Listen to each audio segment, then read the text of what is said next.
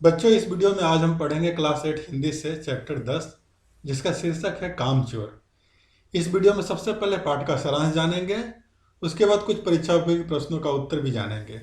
यह सीबीएसई पाठ्यक्रम पर आधारित है, जो एनसीईआरटी बुक से लिया गया है।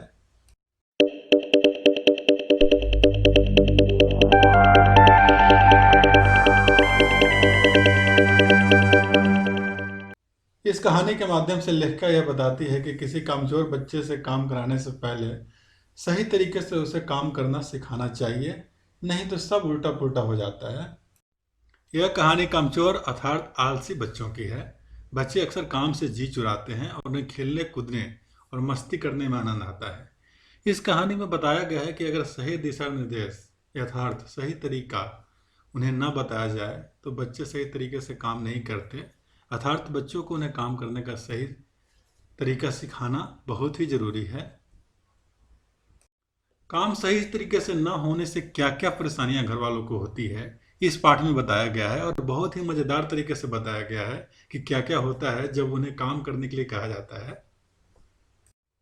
प्रस्तुत पाठ कामचोर में जब बच्चों को घर के कुछ काम जैसे गंदी दरी को झाड़ कर साफ करना, आंगन में पड़े कूड़े को साफ करना, पेड़ों में पानी देना आदि बताए गए और कहा गया कि अगर वे सब काम करेंगे तो कुछ न कुछ इनाम के रूप में उन्हें मिलेगा। इनाम की लालच में बच्चों ने घर के काम करने की ठान ली, परंतु बच्चों ने जब कोई भी काम करना शुरू किया, किसी भी काम को सही तरीके से खत्म करने के बजाय उन्हें सारे कामों को और भी ज्यादा खराब कर दिया, जिससे घर के सभी सदस्य परेशान हो गए और बच्चों को घर से बाहर निकाल दिया गया और कहा गया कि अगर अब किसी भी बच्चे ने घर के किसी भी सामान को हाथ लगाया तो उन्हें रात का खाना नहीं मिलेगा। इस पर बच्चों को समझ नहीं आ रहा था कि घर वाले न तो उन्हें काम करने देते और न ही घर पे बैठने देते। लेखिका के अनुसार ऐसा इसलिए हो रहा था क्योंकि घर वालों ने बच्चों को काम तो बता दिए, परंतु काम करने का सही तरीका नहीं समझाया था। यह कहानी इस्मत चुगताई द्वारा लिखी गई है। यह संयुक्त परिवार की कहानी है। इस घर में बच्चों की अच्छी खासी फौज है। इनकी देखभाल के लिए घर में बहुत सारे नौकर रखे हुए हैं। बच्चों को हर वस्तु उनके हाथ में मिल जाती है, इसलिए सभी बच्चे आलसी और निकम्मे हो गए हैं। पिता उन्हें सुधारने के लिए काम में लगाते हैं, परंतु वे सारे घर में भूकंप की स्थिति पैदा कर देते हैं।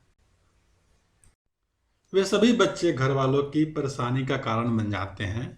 वे काम करने में अभ्यस्त नहीं है। अचानक उन्हें काम करने के लिए कहा जाता है तो एक हास्यास्पद स्थिति बन जाती है। घर वाले अपना सिर पीटते रह जाते हैं। यह कहानी एक हास्य शैली में लिखी गई है। मनोरंजन के साथ साथ यह हमें एक अच्छी सीख भी देता है। हमें चाहिए कि बच्चों को आराम से अपने कार्यों को करने के लिए अभ्यस्त बनाएं। यह उनके विकास के लिए बहुत आवश्यक है। इससे वे जिम्मेदार बनेंगे और कार्य कुशलता का गुण उनमें भी आएगा।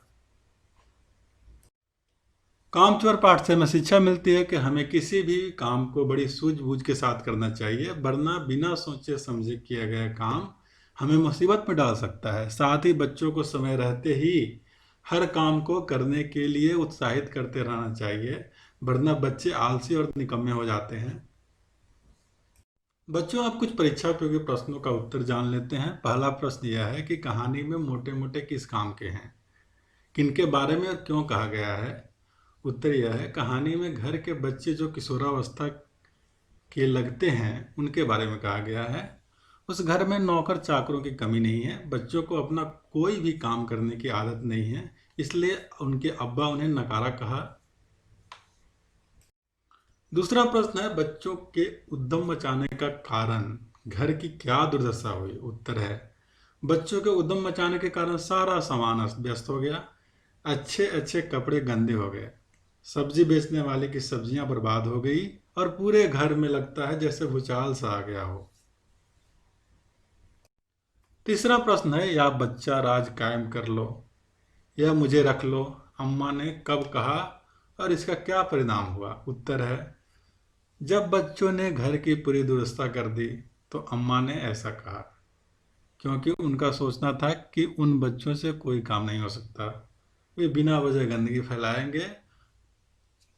उनके मायके जाने की धमकी से अब्बा भी हार मान गए और बच्चों को फिर से पुराने तरीके से रहने के लिए कहा।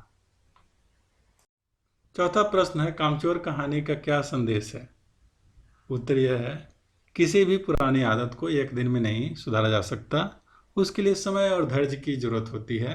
अब्बा ने एक ही दिन में खाना ना देने की धमकी देकर चाहा कि बच्चों को सुधार लेंगे, लेकिन बदले में सरफुटबल हो गई। पांचवा प्रश्न, क्या बच्चों ने उचित निर्णय लिया कि वो चाहे जो भी हो हिलकर भी पानी नहीं पिएंगे? उत्तर, बच्चों ने बिल्कुल गलत फैसला लिया। जब बच्चे बड़े होने लगते हैं तो उन्हें खुद जिम्मेदारियां उठानी शुरू कर देनी चाहिए। यही उम्र होती है जिसमें बच्चे के भविष्य की अच्छी आदतों की नींव पड़ती है। प्रश्न 6, घर के सामान्य काम हो या निजी काम, प्रत्येक व्यक्ति को अपनी क्षमता के अनुसार उन्हें काम करना आवश्यक क्यों है? उत्तर यह है, खास करके आज के ज़माने में जब हर कोई एकल परिवार की तरफ जा रहा है, हमारा काम हमेशा फायदेमंद होता है। ज़्यादातर शहरों में अब नौकरों का मिलना मुश्किल हो गया है और काम करने के से स्वावलंबी बनने की भी हमें सीख मिलती है। प्रश्न संख्या 7 है, भरा पूरा परिवार कैसे सुखद बन सकता है और कैसे दुखद? कामचोर कहानी के आधार पर निर्णय कीजिए। उत्तर यह है, इस कहानी में दिखाया गया है कि एक संयुक्त परिवार में किस तरह से घर के सारे कामों का बोझ महिलाओं पर रहता है। कहानी में आपा खीर पर चांदी का वर्क लगा रही है और फूफी दुपट्टे का कसीदा कस रही है। दूसरी तरफ घर के पुरुष आराम फरमा रहे हैं, जैसे चाचा खाट पर सो रहे हैं। इससे घर की महिलाएं ज़्यादा प्रताड़ित महसूस करती है। यदि हर कोई घर के काम में हाथ बटाएगा तो उससे किसी पर बोझ नहीं पड़ेगा और लोगों में ज़्यादा प्रेम बना रहेगा। बच्चों ने तो जिम्मेदारियां संभालने के बजाय दूसरों की नाक में दम कर दिया, इसलिए अम्मा ने मैके जाने की धमकी दे दी। प्रश्न 8, बड़े होते बच्चे किस प्रकार माता पिता के सहयोगी हो सकते हैं और किस प्रकार भार? उत्तर है, बड़े होते बच्चे यदि घर और बाहर के कामों में माता पिता का हाथ बटाएंगे तो इससे वह सहयोगी बन सकते हैं। यदि वे कोशिश करेंगे कि माता पिता उनकी सारी ज़रूरतें पूरी करें और वो अपना शरीर तक ना हिलाए तो इससे वह घर पे भार बन जाएंगे। प्रश्न संख्या 9, कामचोर कहानी एकल परिवार की है या संयुक्त परिवार की? इन दोनों में क्या अंतर होता है? उत्तर है, कामचोर कहानी एक संयुक्त परिवार की कहानी है। इस कहानी में कई रिश्तेदारों का उल्लेख हुआ है। दोनों तरह के परिवारों में अपनी खूबियाँ और कमजोरियाँ होती है। संयुक्त परिवार में बच्चों का विकास बेहतर होता है और उन्हें खुशियाँ बांटनी आती है। एकल परिवार में लोगों की जरूरी निजी स्वतंत्रता मिलती है, जिससे आत्मविश्वास का विकास होता है।